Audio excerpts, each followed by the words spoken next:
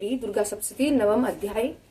राजा बोले, हे भगवान, आपने रक्तबीज के वध से संबंध रखने वाले श्री देवी जी के चरित्र का महात्म्य विचित्र प्रकार से क्या सुनाया। अब तो मैं रक्तबीज के वध को हो जाने पर महाक्रोधी शुंभ और निशुंभ ने जो कर्म किया वो सुनना चाहता हूँ। ऋषि बोले, हे राजन, रक्तबीज के मर जाने पर एवं युद्ध में अन्य असुरों के भी मारे जाने पर शुंभ निशुंभ दैत्यों का क्रोध बढ़ गया। अपनी भारी सेना का नाश होता देखकर निशुंभ के क्रोध का पारा चढ़ गया। फिर दैत्यों की प्रधान सेना को साथ लेकर निशुंभ युद्ध के लिए दौड़ा। शुंभ भी अपनी सेना के साथ मातृगणों से लड़कर चंडिका को मार डालने की इच्छा से आ गया। तब देवी जी के साथ शुंभ निशुंभ का बड़ा भारी युद्ध होने लगा। दोनों दैत्य बादलों की तरह बाणों की वर्षा करने लगे।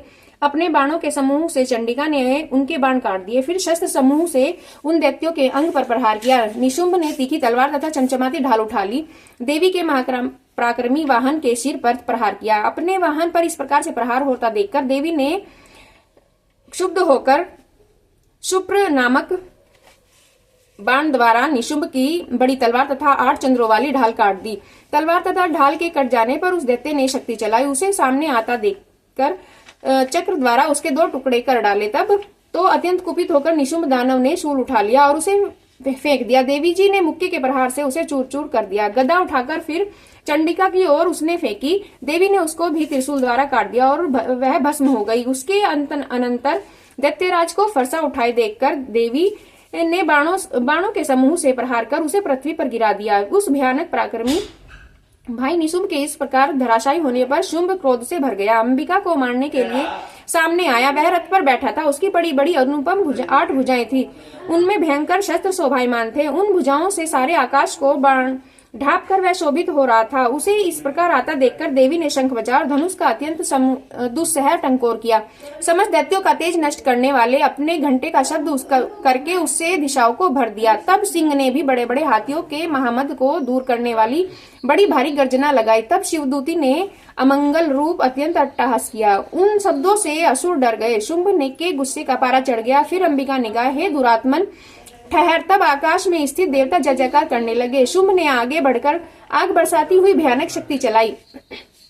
अग्नि के पहाड़ की तरह आती हुई उसे देखकर देवी ने अग्नि की भारी उल्का से उसे हटा दिया। शुंभ ने फिर सिंहनाद किया। उससे त्रिलोकी गूंज उठी। हे राजन, उस सिंहनाद का इतना घोर शब्द था जैसे कि वज्रपात हो। उसने बाकी शब्दों को परास्त कर दिया। तब शुंभ द्वारा छोड़े हुए बाणों को देवी ने तथा देवी द्वारा चलाए बाणों को शुंभ ने अपने अपने उग्र बाणों द्वारा सैकड़ों टुकड़े कर दिए। तब चंडिका ने कुपित होकर शुंभ को शूल से मारा। उसके लगते ही वह मूर्छित होकर पृथ्वी पर गिर पड़ा। इतने में निशुंभ चैतन्य होकर वहां पहुंच गया तथा हाथ में धनुष लेकर बाणों से काली तथा सिंह पर प्रहार कर दिया। उस दानवराज ने अपनी 10,000 भुजाएं बना ली। तब फिर चक्रों के प्रहार करने लगा। चंडिका जी को आच्छादित कर दिया। तब घोर संकटों का नाश करने वाली भगवती दुर्गा ने अपने बाणों से चक्र तथा सभी बाणों को काट गिराया। तब निशुंभ दैत्य सेना से आवृत होकर चंडिका के वध के लिए हाथ में गदा लेकर बड़े वेग से भागा। वेग से आते हुए उसकी गदा को तीखी तलवार के द्वारा चंडिका ने काट दिया। शूल हाथ में लिए उस देव पीड़क निशुंभ को आता देखकर चंडिका ने अपना शूल चलाकर उसकी छाती बींध दी। उसकी छाती के फटते ही उसे छाती से एक और महाबली पुरुष निकला। वह खड़ी रह इस प्रकार कहने लगा। उस निकलते हुए पुरुष की बात सुनते ही देवी आवाज करके हंसी और तलवार से उसका सिर काट दिया। वह पृथ्वी पर गिर पड़ा। तब भयानक दाढ़ों वाला सिंह दाढ़ों के असुरों के सिर खुरच कर खाने लगा। वैसे ही काल ने तथा शिवदूती ने बहुत से असुरों का भक्षण कर डाला। वैष्णवी शक्ति ने चक्र द्वारा दानों के टुकड़े टुकड़े कर डाले। इसी प्रकार कुछ एक तो असुर नष्ट हो गए, कुछ एक घोर संग्राम में भाग गए एवं कई एक सिंह के ग्रास बन गए। जय माता दी। बोलो डांट वाली की जय, बोल काली की जय, शेर वाली की जय, झाड़ी ज्वाला मैया की जय, बोलो दुर्गा भवानी की जय, जगत जननी की जय।